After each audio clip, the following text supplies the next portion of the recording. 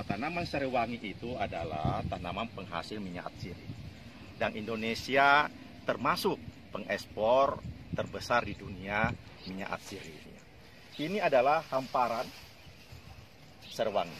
Serewangi ada 3 varietas yang dikenal di Indonesia.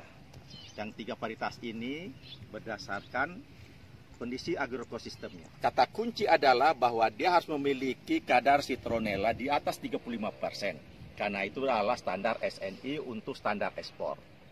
Dan kedua adalah dia harus memiliki kandungan granul itu minimal 88%. Itu indikator. Tapi kebun percobaan ini memperlihatkan bahwa serewangi bukan hanya menghasilkan minyak serewangi yang nilai ekonominya tinggi, tetapi juga biomasnya, limbahnya masih besar, yang menghasilkan untuk pakan ternak. Juga dia bisa dikembangkan secara monokultur, seperti di kebun ini. Juga bisa dikembangkan di antara tanaman tahunan. Asalkan tanaman tahunan itu masih meloloskan cahaya sampai 75%. Dia bisa adaptif. Oleh karena itu, beberapa daerah Indonesia, di antara tanaman jati, di antara tanaman kelapa, di antara tanaman karet, masih memungkinkan untuk pengembangan serewangi. Dan secara ekonomi, dengan harga sekarang ini dengan tingkat produktivitas yang seperti intensif yang KP Manoko ini sampai 60 ton per hektar, dan kadar minyaknya sampai 1,5% bisa mencapai 500 kg citronella, dengan harga sekarang ini adalah yang rendah, tergolong rendah sekarang 200.000 per kilo, maka 1 hektar bisa diperoleh harga 100 juta rupiah per hektar.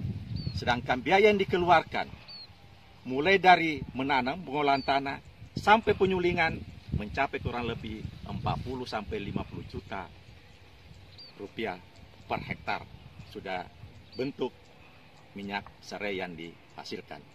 Belum lagi dihitung berapa hasil yang diperoleh karena sebagai pakan untuk hijauan ternak. Karena ini adalah potensi sebagai pakan karena masih memiliki kadar protein sekitar 7%. Lebih tinggi kadar proteinnya dibanding dengan jerami padi. Apalagi Badan Litbang mengeluarkan teknologi fermentasi untuk daun serewangi sehingga mampu meningkatkan kadar protein di dalam limbah serewangi itu sehingga sangat potensial untuk sebagai pakan ternak. Ini adalah suli multifungsi. Dia bisa serewangi, juga bisa dari nilam. Tapi selama ini lebih banyak digunakan untuk serewangi.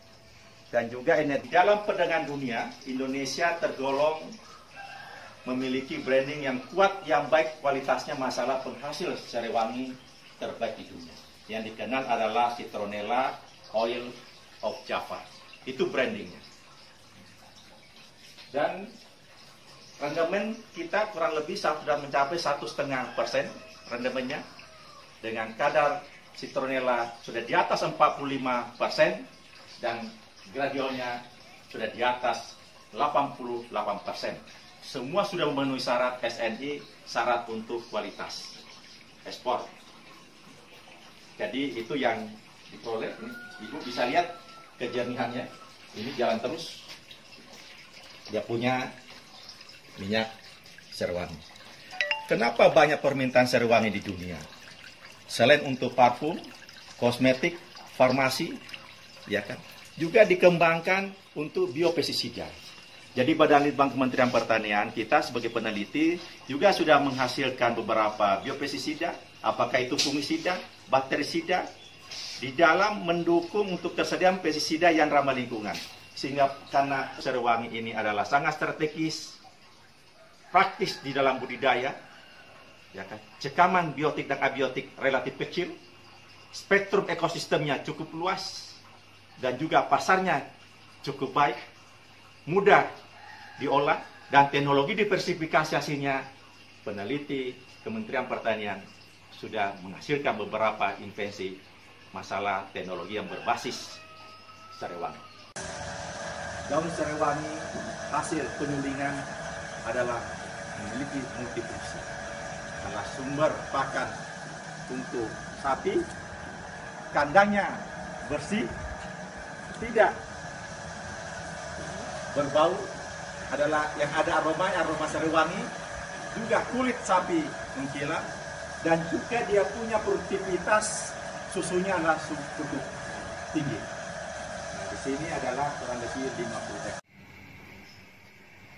Salah satu hasil dari pengelolaan budidaya sariwangi, hasilnya adalah biogas. Biogas ini tentunya dari hasil biomas, hasil penyulingan daun sariwangi tadi menjadi minyak sariwangi dan citronella oil, maka menjadi pakan ternak menghasilkan kotoran dan itu ditampung menjadi biogas.